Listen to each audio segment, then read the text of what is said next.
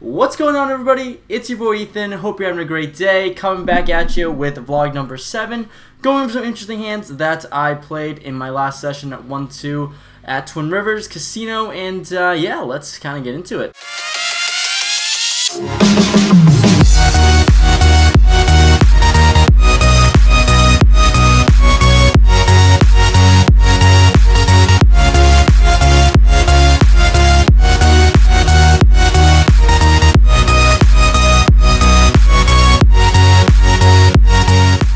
So the very first hand we have here, I am on the button. Look down at Ace King of Clubs. So middle position raises to $8. The cutoff calls, the hijack calls, actions onto me. Obviously you'll have to 3-bet it to $30. The blinds fold, and only the middle position and cutoff make the call. So we're 3 ways into the flop. Flop comes 8, 5, 6 with 2 spades. Not the best flop for Ace King, but it checks to me, and I make a C-bet of $45, and they both end up calling. So I don't know if this was the best spot for a C-bet, but I feel like I just had to throw money in the pot. Let me know in the comments below if I did make the right call or make the right decision there. So the turn then comes a 9 of spades. It checks to me. I mean, I don't know. When they both call the 45, there's not much. I feel like there's not much I can do. So I just check it back, kind of giving up basically. And when the river comes a 2 of spades, yeah, there's absolutely no way that I can do anything in this spot. So middle position checks the cutoff, then bets $55. Obviously, I'm gonna have to fold. There's nothing I can do there. And then the middle position calls with the king of spades for a king high flush, and he takes that one down. So yeah, I mean, I feel like it was a standard C bet that I had to make. I don't know if it was the right call. Obviously, in hindsight, didn't win the pot, didn't work out. But I don't know, like, for the future, if that's the right spot to just continue betting there. But you know, that's how that first hand played out there. So I lost like $80. Next hand, we are in middle position, and we look down at 10-7 of spades. So it folded in actions onto me. I decided to just limp $2 in this pot here, and then my direct left raises to $10. Then his left makes the call. Then everyone else folds, actions back onto me. So I'm definitely out of position here, but I decided to just make the call for $8 more. And we are 3 ways to the flop. Comes King 7 6 rainbow with 1 spade on the board. So making middle pair, not the best holding because I think someone could have a king, but I decided to check. But the left bets $20. And once the other person calls his $20, then I decide to call as well, thinking I'd have good value on just making that call, I feel like. So made the call, and we're still 3 ways to the turn. Turn comes the 8 of spades. So I check. So I mean, the 8 of spades is an interesting card because one, it gives me a gut shot, and it gives me the flush draw as well for the river. So if anything, it helps me out for sure. It's definitely in my range, helps me out a ton. But it's a weird spot when I check, and then the guy to my left, he bets $80, and then the other guy tank calls.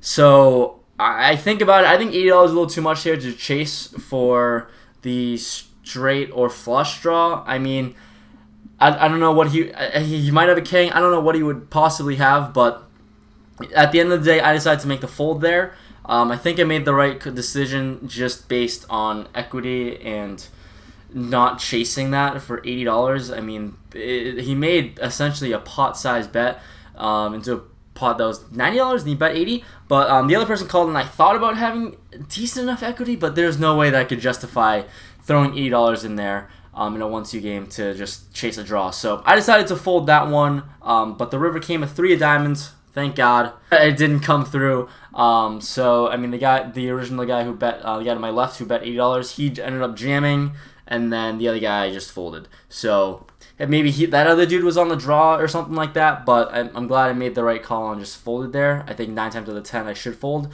So that's how that hand played out. Next hand we have here, we are in the big blind with pocket queens. So the under the gun makes it $15. We get 4 callers. I mean, when the under the gun bets 15, I mean, you feel like he's got to be pretty strong, but I make it 55 to go, and the under the gun calls and everyone else folds. So I mean, and I sized it up pretty big. Because 4 people called, $60, $60 in the pot. I'm gonna make it pretty big. Don't want that many people in the hand when I have pocket queens. So under the gun calls, flop comes Jack 10-9 with 2 clubs on the board. It's a good flop, but not the best flop. I mean, you got the flush draw, you got a super connected board. Obviously, I have open-ended, but I mean, it's just not the board that I want to see. So, actually, on to me, I'm first to act. I have to shove. I shoved for about 170. I think I had about 170 left in my stack, and I really didn't want to play it, so I didn't want him to call. I just didn't want any part of it, especially since I lost those first 2 hands. So I just wanted to take it down with the 100 and I don't know how much it was, like the $125 in the pot. More than that, like a lot more than that. Actually, like the $140, $150 in the pot. So I wanted to just take it down right there, but I make basically a pot size bet. I shoved 170. He folded pretty quickly. So I don't know. Let me know in the comments below. I might have played I played this one weird for sure, but at the moment I genuinely just didn't want to play the pot. Didn't want to go into looking at a turn card or river card or anything. Wanted to jam it all in there, figuring if I'm ahead, I'm ahead. Right now, I got the money in good. If I'm behind, then so be it. That's tough, but I still had some outs, essentially open-ended there. But let me know if I play the one, but I took that one down, making a weird play on the flop. Here in the next one here, I'm in the hijack position, and we look down at 8-6 of clubs. So under the gun, he limps. Earning a +2 makes it $8. This dude he wanted to make it $8. That was just what he was known for. But he was pretty big stacked. Had like 1,100 in front of him at a 1-2 game. So he had a lot of money on the table. But 5 people ended up calling behind him with those $8. So we're 6 ways to the flop, including me, of course, in the hijack position.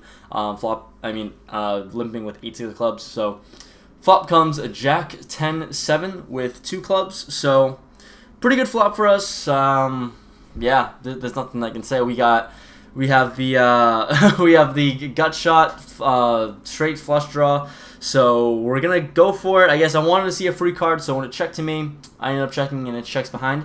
So then we saw the free turn card, came the king of clubs. So I like the card, didn't hate the card. I mean, obviously I basically have an 8 high flush draw or 8 high flush right now, and it's not the best, but I don't think anyone else should have a ton of clubs since, I mean, just based on card removal, a bunch of clubs are off the table. So when it checked to me, I have to bet with the flush there. So I bet $20, and the under the gun player is my only caller. So heads up to the river. The river came the Queen of Diamonds. I think it's a great card for me, actually. I mean, I think a lot of people could have 2. He could easily have a 2-pair holding king queen there, or king queen jack queen.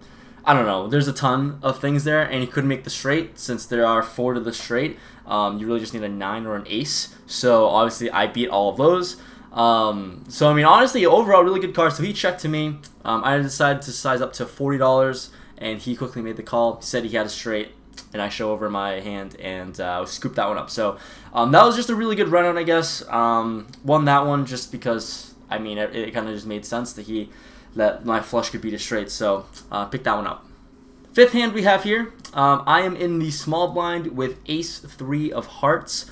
This one gets a little interesting. We are playing 7-handed, so pretty short-handed there. 4 limpers to me. I decided to make it $16, and then we get 2 callers. So I'm clearly out of position here, but I mean, I raised up to 16-1 because I'm out of position and I wanted less people in the pot. And I had a mediocre holding, ace-x suited, which is not too bad. So I decided to just blind check. It's a move that I've been using a lot when I'm in the small blind, or at least out of position. I don't know. It's something I really like to do. It's either I hit the flop or I don't hit the flop, but it keeps my range polarized and people don't really know what I could possibly have. So, oh my god, what's wrong with my hat? But yeah, so I checked in the dark. Then the middle position, next to act, he bets $20. The cutoff, who also called, the 3rd guy in the pot here, he calls. So when it's on to me, I decide to raise up to $75. I mean, looking back on it, I don't know what I was thinking. I mean, I just thought that there's one heart on the board. I wanted to isolate. We're playing shorthanded. Maybe someone has a jack. I obviously have the ace. No one has two pair. Unlike ace five is likely, but I don't think anyone has ace jack. So I made it 75. Middle position, he folds, and then the cutoff calls. Cutoff. I really wanted to play the pot with him more because he seemed like a pretty weak player, and he didn't have that much behind too. So I figured I could try to stack him and see what happened there. But the turn came the two of hearts. So got a gut shot and got a what is it? Got a gut shot and obviously the flush draw there. So ace high flush draw. So I once again blind checked, just making him just really rattling because I could tell whenever I would blind check, especially this specific player, he was super rattled. So he ended up checking back. Unfortunately, the river came the eight of hearts. I jammed all in for about 160 effective. That's how much he had in his stack, and he quickly just snap called. So I mean, I show my ace 3 of hearts for the flush, and he shows ace 4 offsuit. So that was interesting there for sure. I think at the end of the day, we would have chopped, which is nice if I didn't have that flush on there. But he had me beat, which is which is interesting. Ended up after the hand, I stacked him, he hit the table. The middle position person that was the other person in the hand said he had ace 2. So that would have been really nice for me for that river to come through with another pair of hearts or another heart there, because he would have had 2 pair on the turn and definitely would have got the money in, and I was already committed there. So lucky to scoop that one up. I think I got more lucky than skillful, but at the end of the day, worked out for me. And the last table we have here, shortly after that last hand I went over, the table broke, so got moved into a new table. Pretty much I think it was my third hand that I got dealt. I'm in the big blind, and I looked down at king 7 offsuit. So we got 6 limpers to me, and I just limp back with king 7 off. The flop comes ace king 6 rainbow. I decided to check with second pair and like 5 other people left behind to act behind me. So I'm going to check and ended up checking around. Then the turn came an ace.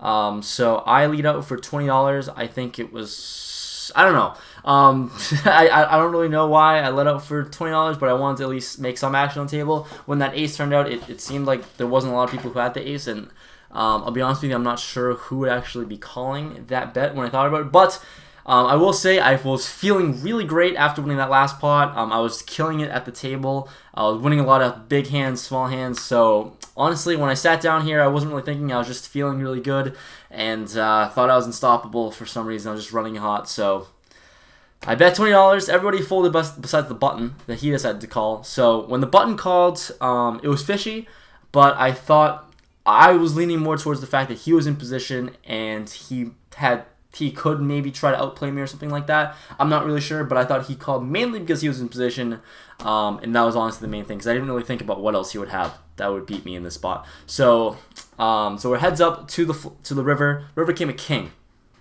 So I mean, I decided to throw another bet out for $20. Obviously, boated up with kings full of aces. And he ended up shoving once I bet $20. He ended up shoving for about 70 more.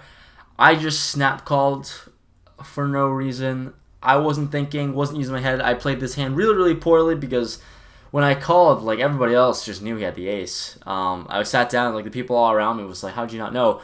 And honestly, just wasn't thinking. But he showed ace 8 offsuit. And yeah, he beat me with his boat of aces full of kings, so I lost that one there. So that was really the last significant hand that I had in this session. I played a lot of hands, played for a long time, to be honest. I played for about like 7-8 hours, and ended up being up 160-ish. So I mean that last hand really killed my stack. I mean, I was up like 300, and then I lost like 150 or whatever it was. I don't know, like 130, 110. But that one really ended up killing my stack. But went up and down, and those are the really big hands that of note that I went over in this session here. But anyways, let me know in the comments below what you guys thought about how I played these hands. I don't think I played this perfectly, but there are definitely spots that I played well.